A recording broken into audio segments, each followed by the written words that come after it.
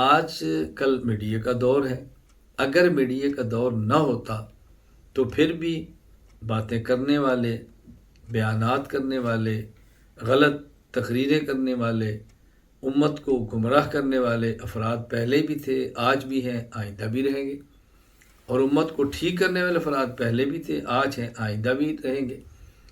تو یہ باز نشین فرما لیں کہ ہر کسی کی بات کو نہیں سننا، ہر کسی کی بات کو نہیں سننا۔ عام طور پر یہ بات مشہور ہے کہ انظر الی ما قال ولا تنظر الی من قال، یہ دیکھو کہ کیا کہتا ہے، یہ نہ دیکھو کہ کون کہتا ہے۔ یہ بات بہت مناسب نہیں ہے کہ یہ نہ دیکھا جائے کہ بات کہنے والا کون ہے، بلکہ یہ دیکھا جائے کہ بات کیا کرتا ہے۔ نہیں، پہلے یہ دیکھیں کہ بات کہنے والا کون ہے۔ کیوں؟ بسا اوقات ہمارے یہاں کہا جاتا ہے کلمۃ حق ارید بہا الباطل، بسا اوقات کہنے والا بات بظاہر ٹھیک کر رہا ہوتا ہے، لیکن اس کے اندر اس کا مقصد بہت غلط اور پوشیدہ ہوتا ہے، اور آدمی اس بات کو دیکھ کر پھنس جاتا ہے اور نقصانات کے اندر چلا جاتا ہے۔ میں کئی ایک اس کی مثالیں ہیں جو ہوا، کئی ایک مثالیں۔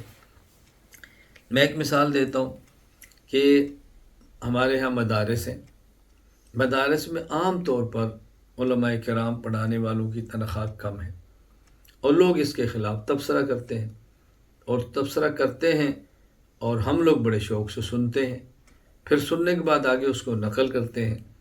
بھئی سوال یہ ہے، اگر مدارس میں پڑھانے والے اساتذہ کی تنخواہ کم ہے تو یہ قصور کس کا ہے؟ یہ محتمم کا قصور ہے یا تاجر کا قصور ہے؟ ایک آدمی لکھ دیتا ہے کہ مدرسے کا محتمم تنخواہ کم دیتا ہے، یہ ظلم کرتا ہے، لوگ کہتے ہیں کیا بات ہے، بڑی معقول بات فرمائی ہے، اس کو پھر پھیلایا جاتا ہے، اور وہی علماء کے خلاف اس کو استعمال کیا جاتا ہے کہ یہ مدارس کے محتمم زیادتی کر رہے ہیں۔ میں یہ نہیں کہہ رہا کہ مدرس کی تنخواہ کم ہونی چاہیے، میں کہہ رہا ہوں یہ بات کہنی کہاں پر ہے۔ میرے پاس استنبول میں ایک کراچی کے تاجر تھے، وہ اپنے کام کے لیے استنبول آئے اور مجھے ملنے کے لیے آ گئے۔ وہاں مدارس کے اساتذہ کی تنخواہ کی بات چلی تو فرمانے لگے کہ مولانا صاحب یہ ظلم نہیں ہے، اتنی کم تنخواہ مدرسے کے استاذ کو۔ میں نے کہا یہ بات تو ٹھیک ہے، بالکل ظلم ہے۔ سوال یہ ہے کہ ظالم کون ہے؟ مدرسے کے مدرس کو تنخواہ کم دینا یہ ظلم ہے، لیکن ظالم کون ہے؟ یہ فیصلہ کرنا ہے کہ ظالم آپ ہیں یا ظالم میں ہوں۔ میں نے کہا میں محتمم ہوں نا، تو میں ظالم ہوں یا آپ تاجر ہیں اور آپ ظالم ہیں؟ جب آپ مجھے پیسے زیادہ دیں گے تو میں مدرس کو زیادہ دوں گا، اور جب آپ مجھے نہیں دیں گے تو میں کہاں سے دوں گا؟ بھئی مدرسے کے محتمم کو تو تاجر پیسے دیں گے تو اساتذہ کو دے گا نا، جب اس کے پاس نہیں آئیں گے تو کہاں سے دے گا؟ کہا جی مہنگائی بہت ہے۔ میں نے کہا بہت مہنگائی ہے، میں بھی جانتا ہوں، میں کب کہتا ہوں نہیں ہے؟ تو یہ بات انہوں نے تسلیم کی کہ آپ کی بات ٹھیک ہے۔ تو میں اس لیے گزارش کرتا ہوں کہ ہر کسی کی بات کو نہ سنا کریں، اور ہر کسی کی بات کو آگے نقل بھی نہ کیا کریں، اس کا نقصان ہوتا ہے۔ کتنے لوگ ایسے ہیں کہ جو ایک آیت پڑھ کے مسئلہ بتا دیتے ہیں، لیکن ان کے علم میں نہیں ہوتا یا جان بوجھ کے ایسے کرتے ہیں، اور سننے والے کو پتہ نہیں ہوتا کہ آیت اور بھی ہے جس کا اس نے ذکر نہیں کیا۔ ایک حدیث پڑھ کے مسئلہ بتا دیتے ہیں اور سننے والے کے علم میں نہیں ہوتا کہ حدیث اور بھی ہے جس کا اس نے ذکر نہیں کیا، اور علماء حق کے سامنے ساری آیات اور ساری احادیث ہوتی ہیں، اور اس کو دیکھ کر انہوں نے فیصلہ کرنا ہوتا ہے۔ رمضان المبارک آ گئے، اب رمضان المبارک میں ہم نے تراویح 20 رکعت پڑھنی ہے، وطر 3 رکعت پڑھنی ہے، پورا مہینہ جماعت کے ساتھ پڑھنی ہے، اور جو تراویح پڑھانے والے امام صاحب ہیں ان کی ہم نے خدمت بھی کرنی ہے، ہم نے ان کا خیال بھی کرنا ہے۔ اب اس موقع پر بیانات شروع ہو جائیں گے، کبھی بیان ہوں گے تراویح 8 ہے، 20 والی ضعیف ہے، ہم سنو جی فلاں نے کہا۔ بھائی اس پر اپنے علماء کے بعد بیانات تو سنیں نا، آپ دوسرے کو کیوں سنتے ہیں جو آپ کا مخالف ہے؟ کبھی بیانات شروع ہو جی وطر 1 ہے، وہ جی فلاں نے یہ کہا ہے۔ بھئی فلاں سے آپ کا کیا تعلق ہے؟ کبھی شروع ہو جائے گا جی جو مسجد میں امام نے تراویح پڑھائی اس کی خدمت نہیں کرنی چاہیے، فلاں نے کہا ہے۔ تو میں نے کہا آپ اپنے عالم کو دیکھیں، اپنے شیخ کو دیکھیں، ہر کسی کے بیانات کو نہ سنا کریں۔ ہر کسی کے بیانات سننے کا نقصان ہوتا ہے، یہ بات اچھی طرح ذہن نشین فرما لیں۔ تو ہر کسی کا بیان نہ سنیں، ہر کسی کے معاملے میں رائے نہ دیں۔ کبھی ہمارے محلے کے مسائل ہیں، کبھی ہمارے شہر کے مسائل ہیں، کبھی ہمارے ملک کے مسائل ہیں، کبھی 2 ملکوں کے مسائل ہیں۔ آپ ہر مسئلے پر اپنی رائے نہ دیں۔ جس بندے کے متعلقہ معاملہ ہے وہ بات کرے، وہ اپنی رائے دے، دوسرا اس پر کوئی رائے نہ دے، اچھا نہیں لگتا۔ یعنی ایک بندے کا مزاج عقائد کا نہیں ہے، اس کے پاس دلائل نہیں ہے، تو وہ عقائد کے معاملے میں اپنی کیوں رائے دیتا ہے؟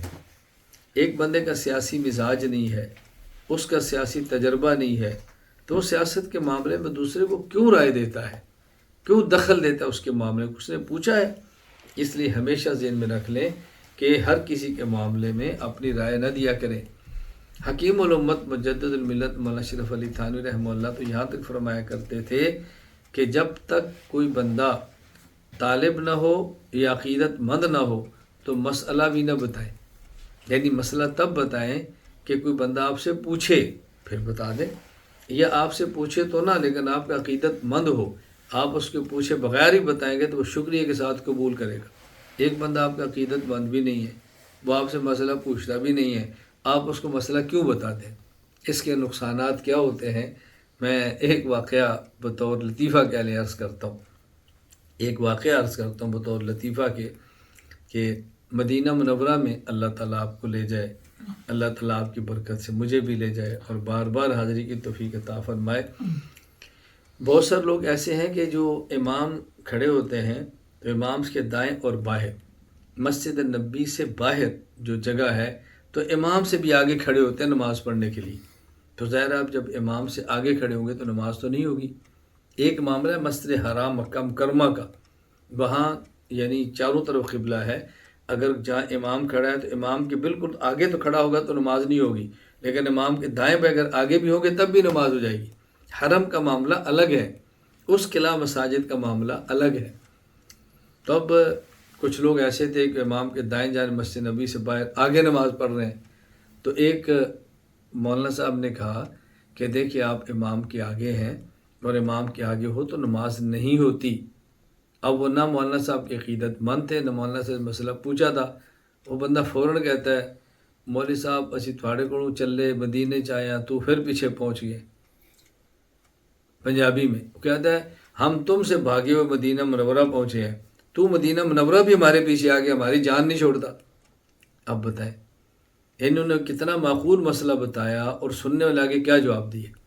اس لیے مسئلہ اس کو بتائیں، یا تو آپ کا عقیدت مند ہو اور یا وہ آپ سے خود مسئلہ پوچھے بھی نہ، عقیدت مند بھی نہ ہو، آپ مسئلہ بتائیں گے تو خدشہ ہے کہ وہ فاسق ہونے کی بجائے کہ کافر ہی نہ ہو جائے، ایسی بات کہہ دے کہ جو اس کے ایمان کا بیڑا غرق کر کے رکھ دے۔ تو ہر کسی کو سنے بھی نہیں اور ہر کسی کے معاملہ میں رائے بھی نہ دے۔ 3 دن قبل مجھ سے ہمارے ایک شاگرد نے پوچھا کہ مولانا صاحب آپ کے بارے میں ایک معروف تاثر ہے کہ آپ کہتے ہیں میرے علاوہ کسی کو نہ سنیں۔ میں نے کہا بات تو ٹھیک ہے لیکن اس کے 3 حصے ہیں، 2 حصے آپ تک پہنچے نہیں یا آپ سمجھے نہیں یا لوگ غلط نقل کرتے ہیں، ایک حصہ ٹھیک ہے۔ میں کہتا ہوں کہ جو مرد یا عورت مجھ سے بیعت ہے وہ 1 سال تک صرف مجھے سنے اور مجھے پڑھے۔ تو میری 2 شرطیں ہیں، نمبر 1 بیعت مجھ سے ہو، نمبر 2 1 سال تک۔ اگر کوئی مجھ سے بیعت نہیں ہے تو میں اس کو کیوں پابند کروں گا کہ مجھے سنے اور کسی اور کو نہ سنے؟ میں کیوں پابند کروں گا؟ اور اپنے سے بیعت کو بھی پوری زندگی کے لیے تو پابند نہیں کرتا، 1 سال تک کرتا ہوں۔ کیوں کرتا ہوں؟ تاکہ 1 سال تک مسلسل پڑھنے اور سننے کے بعد اس کے سامنے صحیح باتیں دلائل کے ساتھ آ جائیں گی۔